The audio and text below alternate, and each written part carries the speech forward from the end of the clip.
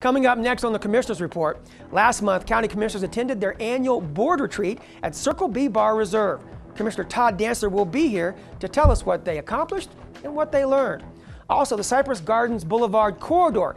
It's an important link to both tourism and businesses here in Polk County.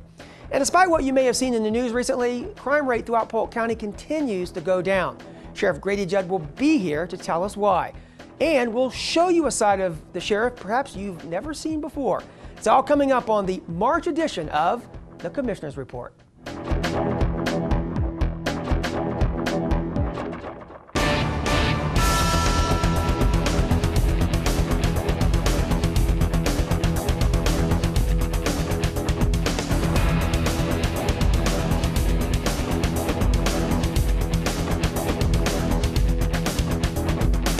Hi again, everyone, and welcome to another edition of the Commissioner's Report. I'm Mike Moore. Thank you so much for joining us.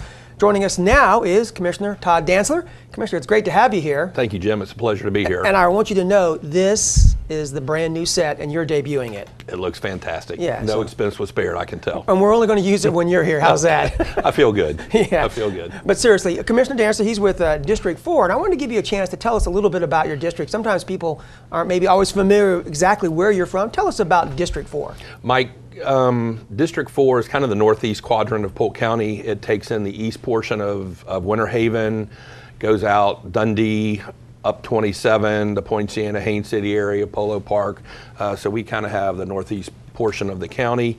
And even though we have to live in the district, we still represent the people at large. So the entire county population has the opportunity to vote for each individual commissioner. So right. we have an area that we kind of are responsible for, but we're also responsible for the entire county as well. Yeah, and Winter Haven is in your area, and that's right. You're born and raised in Winter Haven. Born and raised in Winter Haven. My dad was born and raised in Winter Haven, and it means a lot to me. When I got out of college, I said I'd like to come home to Winter Haven and raise a family, which is what I've done.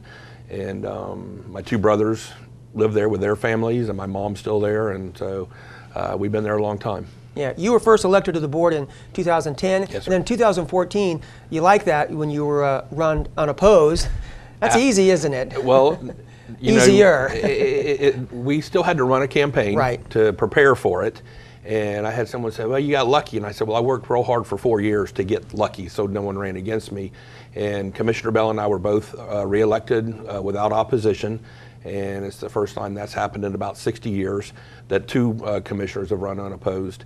And I feel like it's a confirmation that we're doing a good job, that we take the job seriously, we come prepared to work. And you know, I'm honored and humbled that the fact that the people did re-elect me without opposition. And of course, last year you were the chairman. This year, Commissioner Lindsay's the chairman. So is it a little bit less of a workload? I know when you're chairman, you're involved with everything. The workload is less. You don't make nearly as many speeches. When people ask for someone to come, they typically want the chairman, and that's fine. You still have to be prepared when you come to the meetings to take care of the issues, be prepared to vote, but you don't have to run the meetings. The meetings are easier because you're not running a meeting in public and having to hit all your marks. It was funny, I had the clerk's office a couple of meetings towards the end of my tenure as chairman. They said, you know, you voted yay and nay on the same vote. I said, no, I didn't. And they went back and showed me the tape, and I was just going to the next issue, and I said, all in favor say aye, all opposed nay, nay. And I voted correctly electronic-wise, but okay. They got a kick out of that. And I called Stacy Butterfield Miss Butterworth, and I did not even know that I had done that, and they were all laughing, and I said, well, maybe she was at a pancake festival or something, who knows.